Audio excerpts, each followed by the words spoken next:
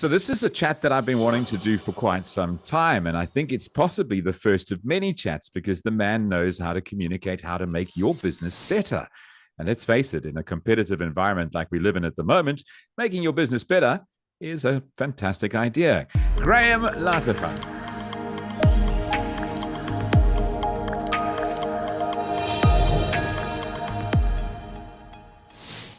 Fantastic, Gordon. It's such a privilege being with you.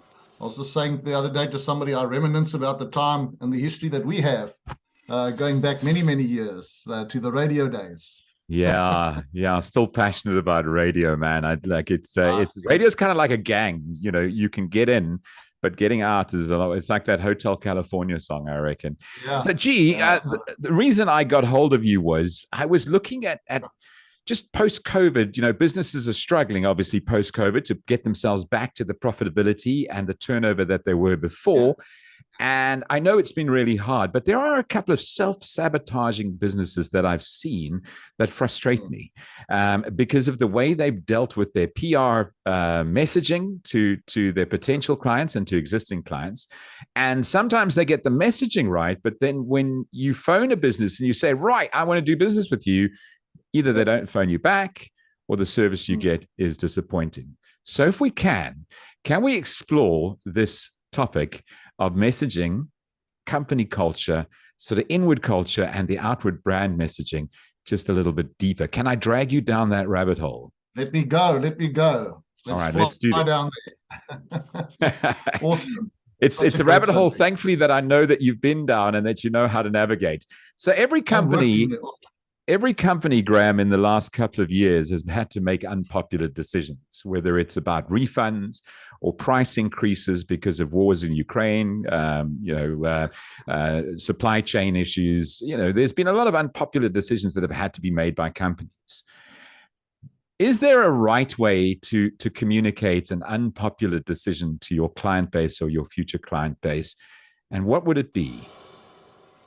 I don't think we've actually gone into the rabbit hole. I think we've fallen into it straight away. It's like, this is a deep one.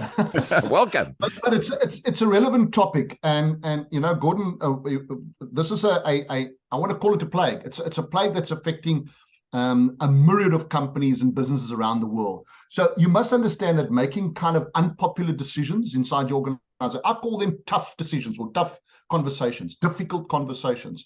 It's something that we are avoiding in business to a major extent. And it's the only way to run a successful company is to kind of have these uncomfortable conversations. So there's a few tips. And I think, off the top of my head, we can kind of gather them together. I think of transparency as one. Transparency for me is like one of the key fundamental foundation parts that actually keeps the company together. That helps you to make unpopular decisions or even tough conversations a lot easier to digest. And then the impact. A lot of companies avoid uncomfortable conversations because they're scared of the impact it will have on their brand. I don't know if you've picked this up before. So they fear what can happen to their brand and their image, etc. And I think it will do the opposite. So it just strengthens who your company is if you can have these uncomfortable decisions. So that's two factual evidence. Or factual statements. We seem to put butter things up too much. One of the great failures of organizational culture is the lack of sticking to the facts and being transparent about that. Is kind of where I am. And Gordon, I think we've spoken about this often before. Messages that need to be clear. If messages are not clear to who you are communicating to, in fact, communication intelligence. That's key for me. If you and obviously to deliver that very clear message, and of course positive language. Too many companies are finding themselves in the status of or in this dark hole, if we want to call this a rabbit hole, of being very negatively positioned because they are chasing one thing and one thing only, the bottom line. So nothing else matters. You get where I'm going. And of course, solutions. If you don't offer solutions at the advent of uncomfortable decisions, I think or conversations for that matter. Wow. You're going to miss it. You're going to miss it completely. Wow. We could literally spend an hour talking about what you've just spoke about. transparency. When you need to Yeah. communicate something, if people pick up that you're not being open with them, there's an instant hesitance to trust you. 100%. Factual, being honest and saying, look, the reason why this is happening is X, Y, and Z. Then that positive language, I mean, this is incredibly powerful stuff. Just saying, it's okay. We're going to figure this out and we're going to be better than ever. And you and I are going to work together and it's going to be amazing. And then offering the solution. So don't just say, oh, by the way, electricity needs to go up 16.85%. But Bad we're message. going to change, So I love what you've just communicated. You've literally nailed down messaging. If you want to message your company correctly, just rewind this video and listen to what Graham has just said in those 5 points. That transparency is so important. That fear of backlash as well, Graham. Do you think that in a world with social media, I mean, we've seen various companies that have made this mistake. They put something out on socials and it has bit them badly. Does that drive a lot of that fear as well, where they're like, well, I don't want to go public yet with my bad message, or I need to try and disguise my bad message or my bad conversation or serious conversation 100%. because I'm worried about what social media is going to do to me, or what, I mean, that must drive a lot of decision making. Of course, but it also drives a lot of mistrust. Social media is not a platform that we can actually trust anymore. No. I mean, if I'm not mistaken, the US race for the US presidency taught us that. And then, of course, the advent of the purchase of Twitter and then Facebook and where it's going on, and then who's got your information, who hasn't got it, and what are they doing with it. So I don't use social media to actually carry my brand. I would kind of put it somewhere else. But I mean, again, social media is what it is. But at the end of the day, the faster you do it, the quicker you do it, and the more simplified you carry your message over. And I can use case studies, but we don't want to go there with particular, because I teach that with organizations. But at the end of the day, the quicker you get it out there, the more transparent, and the quicker you own up, accountable, responsible. Right. No, you're spot on. There's a term, and it's a little bit of an industry term, but it's called driving the narrative. And when something negative happens, if your PR department is not out in front of it, driving the narrative, then you're handing the steering wheel to whoever. Yes. And they're going to drive the narrative, and you're going to be playing catch up. So it's best to get out in front of it, like you say. And the troll is deadly. It's deadly to your culture. So it's the kind of messages that you bring out there, we cannot have that warped in any way. It just sets the pace and tone, Buddy. Okay, let's flip this on its head. So, company makes a hard decision. Messaging is right. They get out there. Their PR is spot on. They're positive. They're providing solutions. Customer who has money in bank or in wallet decides to trust them and do business with them, and then finds out that the culture inside that organization is rotten. That is so dangerous. Don't promise me the moon and then hand me a stone. Let's talk around that. The company culture, the internal brand value versus the external brand value. Very much so. So, for me, if I go back to your original organizational culture kind of setting, you must understand that in today's business, we don't see us and them. For instance, in the clientele context, or shall I say in the organizational context, it's not employees and external customers. They are all customers. They're all clients. So inside your company, you've got to look at your employees as your customers, and you've got to look at one another as clients. And then your external customers who buy from you or who can support you or are loyal to you for that matter, see that image straight away. You can see when you walk into a company, you can quickly tell if you are tuned in the organizational culture or the culture of the leadership and or the staff inside there. And people are very attuned to that. So customers are not loyal anymore. Gone are the days of loyalty. And although we are in this economics, can I call it this economic time warp where we want to kind of get the best deal, the cheapest deal as far as possible, that's not actually the case. People will go where culture is good. Customers support where employees are good. And if employees are not good, then there's something wrong with your internal customer base. So I think that kind of gets you going, and again, that also then mirrors the fact that your internal customers, your employees, are not loyal either. Right. Right. So So it's why not would your external customers be loyal if the internal why? ones aren't? Yeah. Yeah. Why I would think they our be? next And I video mean, is writing itself here. Our next video needs to be on staff retention and how to oh, make sure that you don't keep get your me going. staff. High staff retention is not just purely a sign of bad recruitment. It's possibly a sign of poor management. Fish rots from the Definitely. head. Let's talk about that. Who sets the Yeah. temperature? Who sets the culture in an organization? Well, I think we could probably Google this all day. At the end of the day,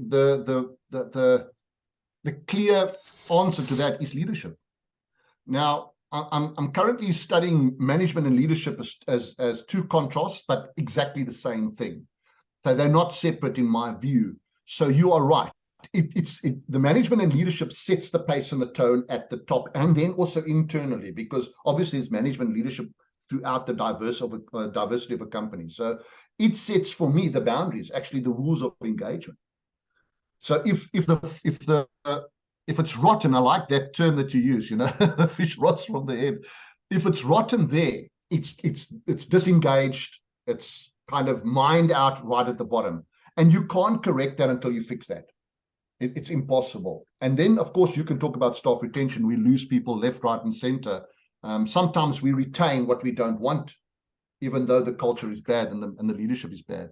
So leadership, for me, if I look at it from here, they kind of balance the ethos of an organization. If they are not kind of in tune to the business, the way it's supposed to be run, and I call this adaptive leadership, adaptive management. One thing we've got to stop doing, though, Gordon, is vilifying one against the other. We say managers are bad and leaders are good. That's not the case. They're both one and the same thing. We need them both. So internally, the way they manage is bad, and their leadership style is very poor. It's a skill. You can learn it. You can learn to be a good leader. You can learn to be a phenomenal manager. Right. But they right. set the pace. Okay, we've spoken about fish rotting from the head. Let's just look at the impact of that. How does a bad leader impact the culture of an organization versus a good leader impact the culture of an organization? Give us the yin and the yang. Well, let's be honest. They're basically opposites. So a bad leader can have significant negative impact on your organization, specifically on your business, for that matter. While obviously a good leader has the opposite, a positive impact. But they both come at a price, and that price is, remember that we are dealing with managers and leaders who are also people, so they're fallible, they're human beings. You get what I'm saying? So we hold them to a higher standard. And unfortunately, that standard is sometimes put on a pedestal that is sometimes unachievable for them. Right. And that's where the negativity creeps in. So we are too quick to promote. That's one of the big problems. And we're too quick to employ based on yay high, kind of the old traditional models. So it goes to your recruiting, and it goes to your skills management inside your organization. Yes. So if you bring in bad leadership without doing your due diligence on bad management, it will begin to affect your organization negatively. Decrease customer satisfaction, you'll decrease employee engagement, people will be demotivated, they'll be disengaged for a number of reasons. Conflict obviously happens. You raise the emotional intelligence levels to non-palatable. So that's one of the big issues with negative leadership and negative management, for that matter. Opposite, of course, is relative. A positive leader is somebody who adapts to the people. Our old mindset, Gordon, I don't know if you remember, we were taught in the older days that I'm the manager, I'm the leader of the company, I'm the boss, I'm the owner of this business. You do it my way. Wrong approach. You now have to adapt to your people, because you are bringing in their skills into your organization. And I love the Steve Jobs term. I don't know if you've heard it before. It says, we bring people into our business so that they can tell us what to do, not that we can tell them what to do. So this is not a new concept, but management and leadership, can I call it, people inside businesses are not positioned to adapt to their people, because you're bringing in different cultures. You're bringing in different religious beliefs, sexual orientation, all these different cultures that we talk about in diversity. I love the term. And we just want diversity on paper, but we don't want to deal with the characteristics that go with those. And a leader, manager has to adapt to that. So for me, that's where it stands, in I terms like of that. opposites. Yeah, I like Fantastic. that. I like that. You're talking about diversity, but there is a way to develop a company culture with all of that diversity if you have a good leader. Yeah. I really like the way you did that. Okay, so so we've had a look at the outside messaging. You've given us some really good information, and then we've had a look at that inside culture, good leader versus bad leader. Let's put it all together and say you are, Graham, you're a company that has come through 2 years of lockdowns. You've had to, maybe retrench one or two people. You've had to cut salaries. Now you're starting to build again. You're coming back into the markets, and you need to get your profitability up. But in order to do that, you're going to have to raise the price of maybe a service or a product. Let's talk about. Give us a practical example of how you would structure that internally, and then message it externally to your clients, so that your clients go, okay, we'll pay extra, we'll pay more because we like doing business with you. That's the word I was hoping to get. We like to do business with you. So this is not a new concept either, though, Gordon. I mean, I will spend money. I don't know about you, but I will spend money at any company and take their price increases and on any given Sunday if I feel that that company has my needs. They are meeting my needs. They're a transparent company. They're very open with their policies and their values. They drive their mission and their visions. I know that's old talk, but it still has and holds water today. If they treat me like I am the customer, I am the person in the world, if you get what I'm saying. And on the same breath, I don't want to be demanding, etc., and through loyalty kind of drive them to keep their old prices. I mean, I run a business. It's very difficult for me to have price increases because companies inherently are looking for economic escape rooms. So let's call a spade a spade.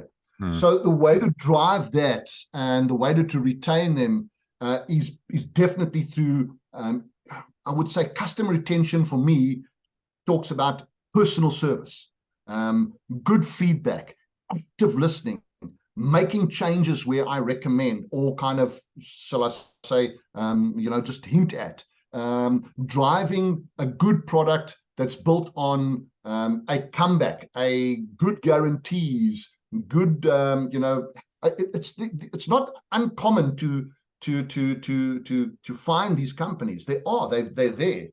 But the minute you kind of disappear into the woodwork and you're just increasing your prices to stay alive and you're driving upsell all the time, it's not a good reflection of your culture. Yeah. You get what I'm saying. So I think people want to buy value. I think if they see the value in the culture, they'll spend whatever. But if they don't see that, they'll shop somewhere else. Yeah, I like the way you said that. Like you talk about value, and value is not necessarily only price. Value is a holistic.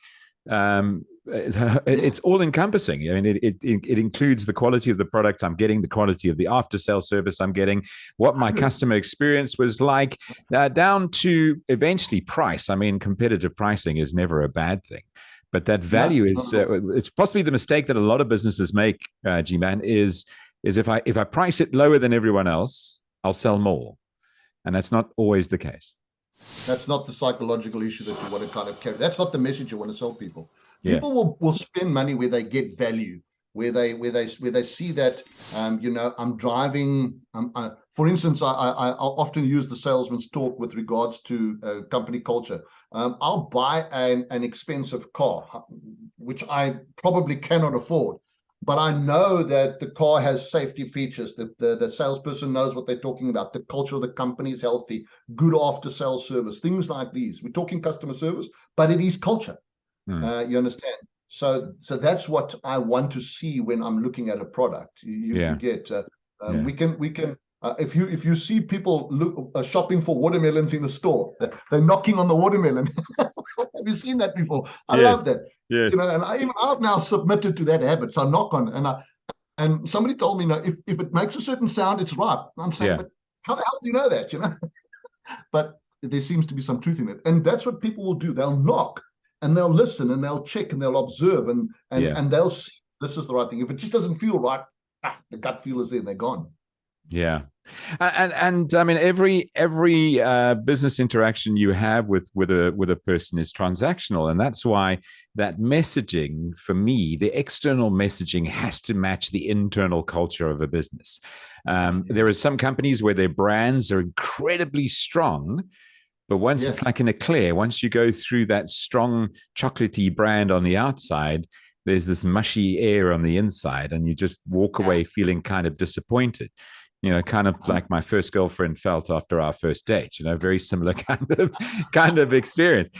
So let's talk about the value of the two matching each other. Whatever I'm selling to the public on the outside, I need to have on the inside of my business. Of course, the two are workplace culture, and the other one's organizational culture. So I had a phenomenal saying to come. I just can't recall it now, but it basically speaks about.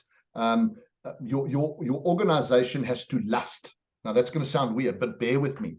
It has to lust. People must want to be engaged with you, your internal and your external clientele. And of course, at the end of the day, the saying goes, happy employees, happy customers. Game, set, and match. But at the end of the day, there's those two mirror one another, organization versus workplace. So and we've got fantastic companies in South Africa. I think, if I'm not mistaken, I'm happy to mention Tiger Brands won Best Employee of the Year. So we've got fantastic companies that know how to run this, and they've got large workforces. So don't blame that. But it's the workplace culture versus the organizational culture. So people that work define the organizational culture trend. You get that? Yeah. So a company doesn't start out bad. It's the people inside it that make it bad. And they then set the pace and the tone. So the way to sort that out really is to start with the workplace culture. What are my people doing inside my business? How are they communicating with one another? How am I communicating with them? How are we talking to one another?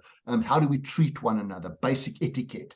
Kind of the employee relationships that we are building inside there. How are we connecting for purpose?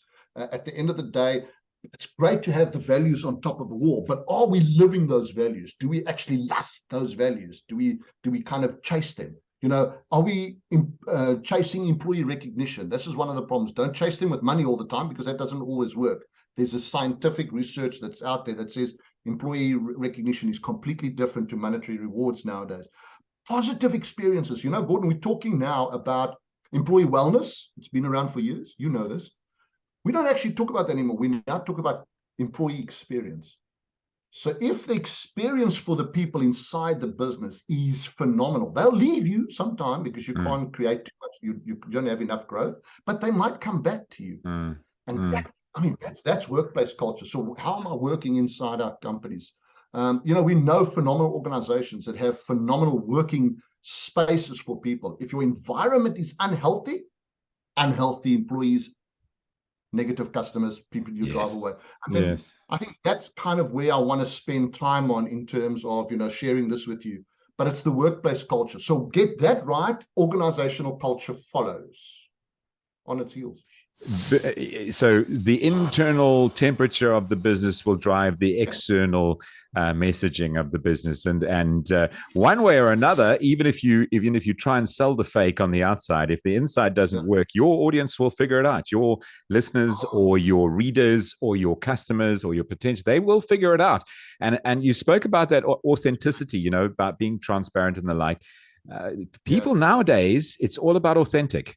You can be flawed, just be real, and I don't think a lot of companies realize that, Graham.